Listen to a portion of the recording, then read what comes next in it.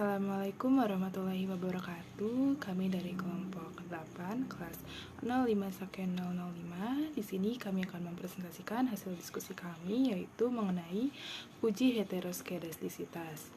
Perkenalkan, nama saya Sally Ratnasari dengan NIM 211011250422. Dan saya Eci dengan NIM 2110101250408. Langsung saja kita masuk ke dalam materi, tapi sebelumnya kita mau masuk ke bagian pokok pembahasan. Di sini ada 4 pokok bahasan. Yang pertama, pengertian. Yang kedua, konsekuensi heteroskedastisitas. Yang ketiga, cara uji heteroskedastisitas. Dan yang keempat, langkah-langkah analisis pada SPSS. Yang pertama, kita mau bahas yaitu pengertian heteroskedastisitas. Uji heteroskedastisitas merupakan alat uji model regresi untuk mengetahui ketidaksamaan varians dari residual satu pengamatan ke pengamatan yang lainnya. Jika varians dari residual satu pengamatan ke pengamatan lain tetap, disebut homokedastisitas, dan jika berbeda, disebut heterokedastisitas. Yang kedua, konsekuensi heteroskedastisitas. Ada 4. Yang pertama, akibat tidak konstannya varians menyebabkan varians hasil estimasi menjadi besar. Yang kedua, besarnya varians estimasi akan berpengaruh pada uji hipotesis yang dilakukan, yaitu uji T dan uji F. Karena kedua uji tersebut menggunakan besaran varians estimasi. Akibatnya, kedua uji hipotesis tersebut menjadi tidak akurat. Yang ketiga, lebih besarnya varians estimasi akan mengakibatkan standar error, juga lebih besar sehingga interval kepercayaan menjadi lebar. Yang keempat, akibat dari beberapa dampak tersebut, menyebabkan kesimpulan yang diambil dari persamaan regresi yang dihasilkan dapat menyesatkan. Yang ketiga, cara uji heteroskedastisitas. Yang pertama ada uji Park. Metode uji Park yaitu dengan meregresikan nilai logaritma natural dari residual kuadrat ln e kuadrat dengan variabel independen. Kriteria pengujiannya itu adalah sebagai berikut. Yang pertama, jika nilai signifikansi lebih besar dari 0,05, berarti tidak terdapat gejala heteroskedastisitas. Yang kedua, jika nilai signifikansi lebih kecil dari 0,05, yang berarti terdapat gejala heteroskedastisitas. Yang kedua, uji Gleiser. Uji Gleiser dilakukan dengan cara meregresikan antara variabel independen dengan nilai absolut residualnya, yaitu ABS underscore RES. Dasar pengambilan keputusan menggunakan uji Gleiser sebagai berikut.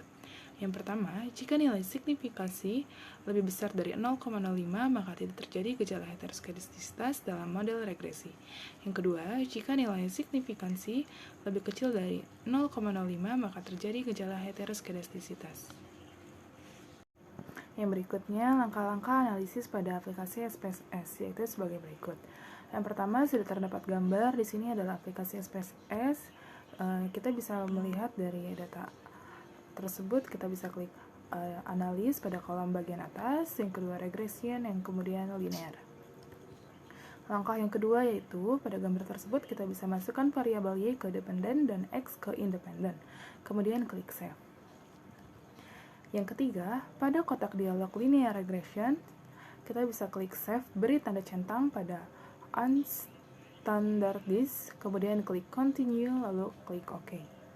Bisa dilihat dari gambar di atas ya. Yang berikutnya yang keempat, pada data view akan muncul variabel baru dengan nama res underscore 1. Untuk tampilannya bisa dilihat seperti gambar tersebut. Selanjutnya langkah yang kelima yaitu variabel baru res underscore 1 akan digunakan untuk membuat variabel ups underscore res. Kita dapat klik pada menu transform, kemudian klik compute variable.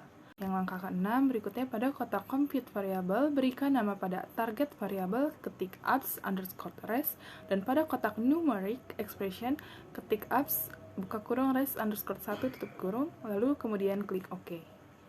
Yang berikutnya, pada data view akan muncul variabel baru dengan nama ups underscore res. Bisa dilihat pada gambar di atas. Langkah berikutnya, variabel baru ups underscore res akan digunakan untuk uji Gleiser. Kita bisa mengklik analis, kemudian regression, lalu klik linear.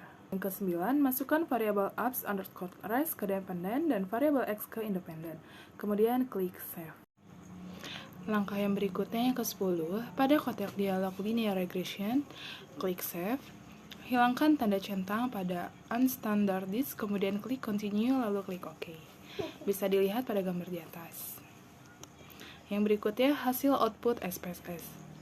Pada tabel koefisien kolom SIG dapat dilihat bahwa nilai SIG X1 sebesar 0,067 dan SIG X2 sebesar 0,56, di mana kedua variabel nilai SIG lebih besar dari 0,05, maka dapat disimpulkan tidak terjadi gejala heteroskedastisitas. Baik, saya akan melanjutkan presentasi dari teman saya, yaitu selanjutnya grafik plot atau biasa disebut dengan scatter plot.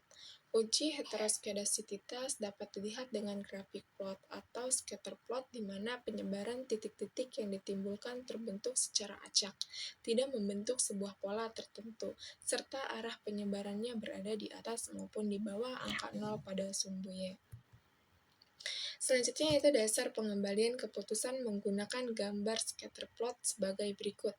Jika pada grafik scatter plot terlihat titik-titik yang membentuk pola tertentu yang teratur, misal bergelombang, melebar, kemudian menyempit, maka dapat disimpulkan telah terjadi masalah heteroskedasititas.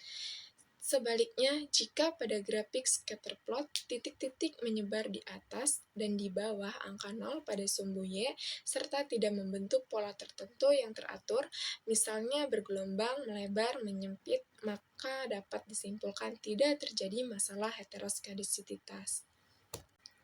Nah, selanjutnya di sini ada langkah-langkah analisis pada SPSS. Sebagai berikut bisa dilihat ya, contohnya dari atas. Yang pertama pilih menu analis, selanjutnya regression, selanjutnya linear. Yang kedua masukkan variabel Y ke dependent dan variabel X ke independent, kemudian klik plot. Nah, selanjutnya langkah ketiga yaitu pada kotak linear regression, plots, masukkan slashed ke Y dan jfred ke X. Nah, keempat, klik continue lalu OK. Hasil yang terakhir yaitu hasil output SPSS. Nah, dapat dilihat dari gambar grafik scatter plot di atas, tampak bahwa titik-titik menyebar dan tidak membentuk pola tertentu. Dengan demikian dapat disimpulkan bahwa tidak terjadi heteroskedasititas. Selanjutnya, uji koefisien korelasi Spearman atau biasa disebut dengan rank Spearman. Prinsip korelasi rank Spearman adalah mengkorelasikan variabel independen dengan nilai residual unstandardized pengujian yang dipakai menggunakan tingkat signifikansi sebesar 0,05 dengan uji dua arah. Dasar pengembalian keputusan menggunakan uji rank Spearman sebagai berikut. Yang pertama, jika nilai signifikansi atau sigma lebih besar dari 0,05, maka tidak terjadi gejala heteroskedasititas dalam model regresi. Sebaliknya, jika nilai signifikansi atau sigma lebih kecil dari 0,05, maka terjadi gejala heteroskedasititas. Selanjutnya yaitu langkah-langkah analisis pada SPSS. Langkahnya sebagai berikut bisa dilihat di gambar di atas ya. Yang pertama kita klik analis, setelahnya regression, setelah itu linear. Langkah kedua yaitu masukkan variabel Y ke dependent dan X ke independent. Setelah itu kemudian klik save. Nah, dapat dilihat ya di gambar di atas ini. Yang ketiga, pada dialog linear regression, save beri tanda centang pi unstandardized pada residual. Kemudian klik continue, setelahnya OK. Langkah keempat yaitu pada data view akan muncul variabel baru dengan nama res_1. Langkah kelima bisa dilihat di sini. Variabel baru res_1 akan digunakan untuk uji rank Spearman. Setelahnya analisis, lalu klik correlate, lalu setelah itu bivariate. Nah, yang langkah keenam pada kolom bivariate correlation, masukkan semua variabel independen atau X dan unstandardized residual ke kolom variabel. Hilangkan tanda centang pada bagian person dan berikan tanda centang pada Spearman, lalu setelahnya OK. Nah, di sini ada hasil output SPSS. Pada tabel correlation kolom SIG, total unstandardized residual sebesar 0,865 dan 0,8 lebih besar dari 0,05, maka tidak terdapat gejala heteroskedasititas. Selanjutnya, cara mengatasi gejala heteroskedasititas, yaitu sebagai berikut. Yang pertama ada menggunakan alternatif uji lain dalam menguji heteroskedasititas seperti uji Vark, grafik, scatterplot, uji rank, Spearman, dan uji White. Yang kedua, melakukan transformasi data penelitian menjadi logaritma natural atau yang lainnya, yaitu melakukan outlier data penelitian. Mungkin di langkah yang terakhir itu bisa mengurangi atau menambah data penelitian. Cukup sekian dari kelompok kami, kurang lebihnya mohon maaf, dan sampai jumpa di next video.